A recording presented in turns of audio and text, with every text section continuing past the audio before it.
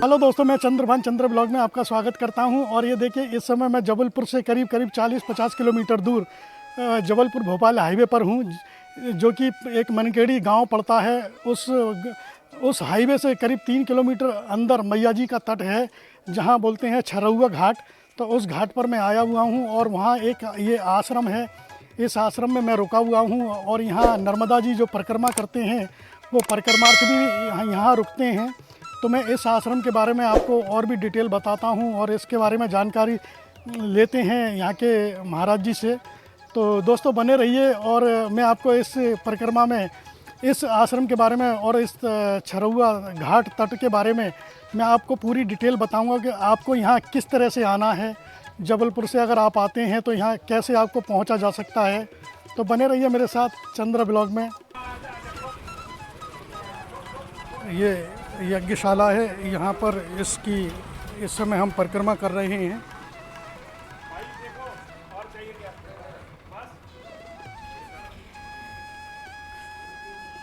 कम कर देखिए, पहले हम इस यज्ञशाला की हम परिक्रमा करते हैं और परिक्रमा के अंदर जो है हर किसी को अनुमति नहीं है जाने की। और आज यहाँ पहला दिन है तो इसलिए भीड़ नहीं है। कल पूर्णमासी है तो पूर्णमासी के दिन यहाँ बहुत ही अधिक भीड़ रहेगी। और दोस्तों, कल यहाँ एक तरह से मेला सा रहता है, महीने में 2 दिन, पूर्णमासी और अमावस्या के दिन। तो अभी हम आपको दिखलाते हैं। ये देखिए, इस यज्ञशाला के चारों तरफ जो है जौ बोई गई है। तो उस जौ को हम दिखलाते हैं आपको। देखिए किस तरह से ये पूरे इस यज्ञशाला के चारों तरफ ये जौ बोई गई है और ये कलश रखे हुए हैं, घट कलश रखे हुए हैं। तो ये एक अपने आप में बहुत ही अच्छा और सुंदर नज़ारा देखने को मिल रहा है। श्री श्री 1108 प्रेमदास जी त्यागी महाराज छरौआ।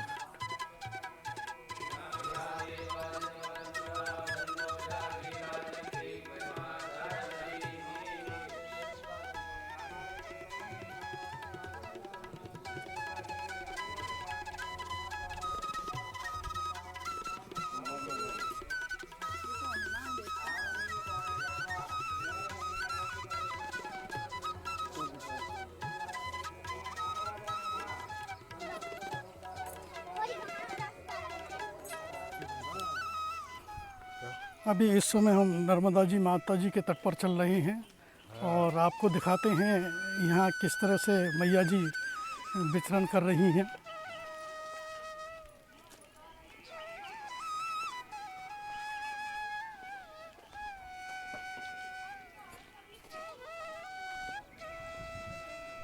यज्ञशाला के बाद दोस्तों अब हम आते हैं मैया जी के तट पर। तो ये देखिए, अभी आज यहाँ इतना भीड़ नहीं है। आज मेरा ये पहला दिन है और कल मैं दूसरे दिन, कल पूर्णमासी है तो कल मैं आपको दिखलाऊंगा यहाँ कितनी भीड़ रहेगी और किस तरह से यहाँ मेला रहेगा इस मैया जी के तट पर।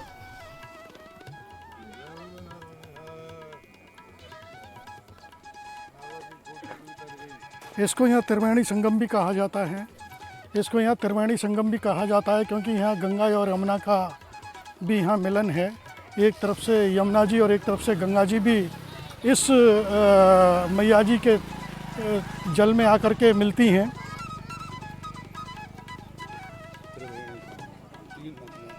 यहाँ 3 नदियों का संगम हो जाता है, गंगा, यमुना और नर्मदा जी।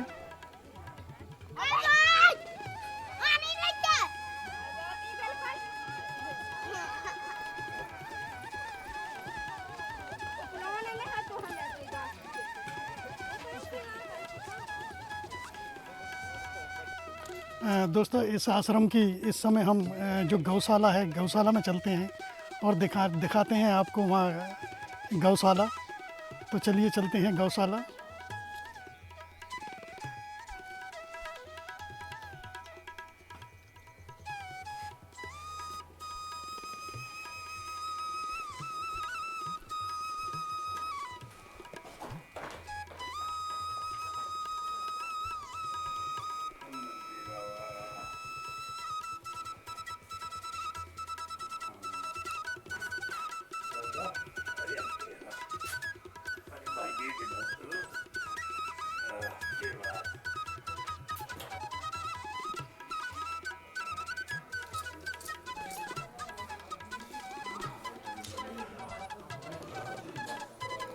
इस हॉल में देखिए परिक्रमा वासी रुके हुए हैं। ये महाराज जी हैं, ये भी इस समय नर्मदा जी की परिक्रमा कर रहे हैं। आज रात यहाँ विश्राम कर रहे हैं। ये सारे बिस्तर परिक्रमा रथियों के लगे हुए हैं।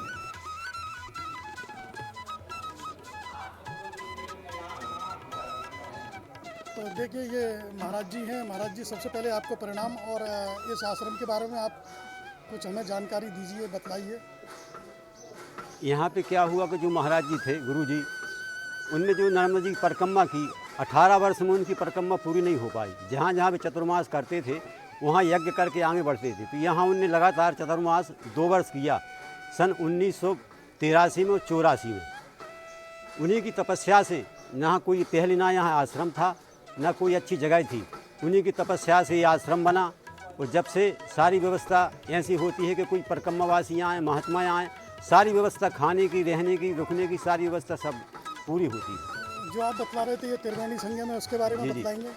जो मार्कंडेय जो महाराज जी थे यहाँ भी रुके, वो तपस्या करते थे।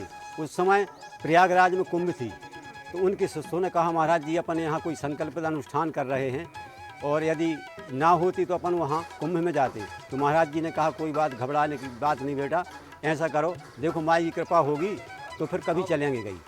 तो रात में गंगा यमुना ने उनको स्वप्न दिया कि महाराज जी घबराइए मत, हम आपके चरणों में आ रहे हैं। तो गंगा जी आई, यमुना जी आई, आश्रम के अगल बगल से दोनों ने उद्गम किया और ऐसा जल उबला, तो जाके नर्मदा जी में मिल गई और कहा, महाराज जी आप स्नान कर लीजिए, प्रयागराज बन गया। जब से नर्मदा जी का ये प्रयागराज माना जाता है। नहीं, जैसे त्रिवेणी संगम कहा जाता है, क्यों कहा जाता है? तो त्रिवेणी एक नर्मदा जी है और एक गंगा, एक यमुना, तीनों का संगम है ना वहाँ, इसलिए त्रिवेणी संगम। तो महाराज जी ये इस तरफ से ये यमुना जी का है, अच्छा, ये गंगा जी का है। मतलब ऐसी दिशा में तो समझ लो, बाईं ओर से गंगा जी इस तरफ और दाईं ओर से यमुना जी। बस ये जो जनार है ना, आज के समय में कहा है कि ये पानी का वो लेवल कम गया न, पानी यहाँ से उबलता था, उनका यहाँ से ऊपर आता था और खूब अच्छी धार।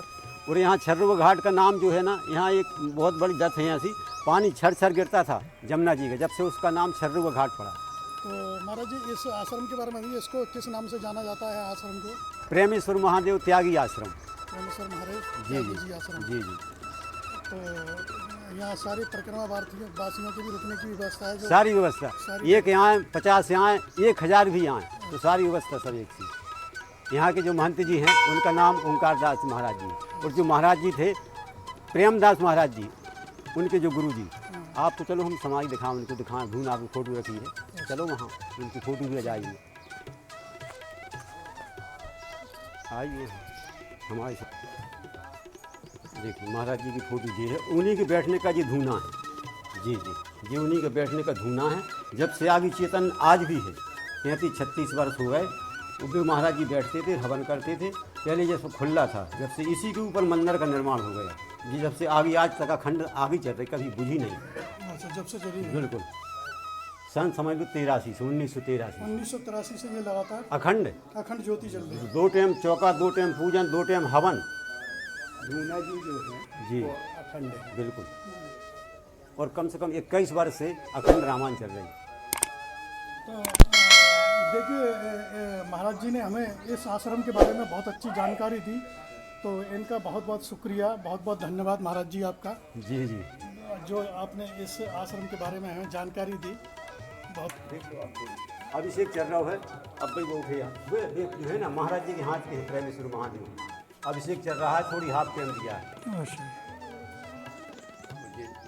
ठाकुर जी कम से कम 70-75 साल ग्राम, 70-75 साल पुराने शालिग्राम जी हैं। तो अखंड मतलब 2 टाइम इनके स्नान, 2 टाइम पूजन, 2 टाइम मतलब सुबह और शाम ये कार्यक्रम चलता रहता है। ये महाराज जी की समाधि है।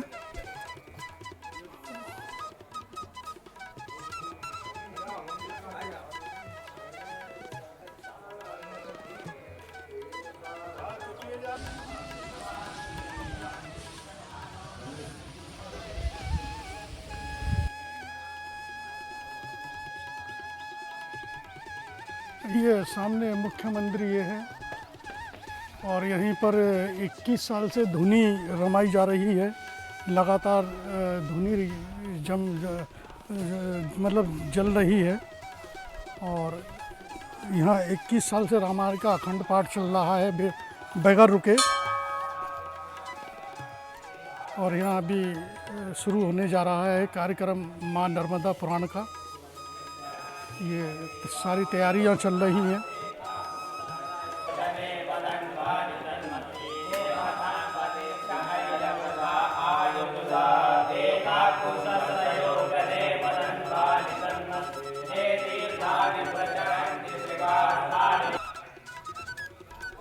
और इस आश्रम के जो मुख्य महंत हैं, यह उनका रूम है, एक गद्दी है।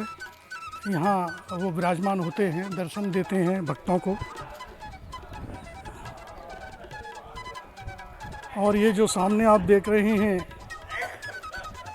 ये जो खपरेल टाइप में यहाँ ये भोजनालय है। यहाँ पर खाने वाना की व्यवस्था है, यहाँ खाना वगैरह बनाया जाता है और इसी के अंदर लंगर लगता है। और जो सामने आप जो देख रहे हैं, ये रास्ता मैया जी के तट पर जा रहा है।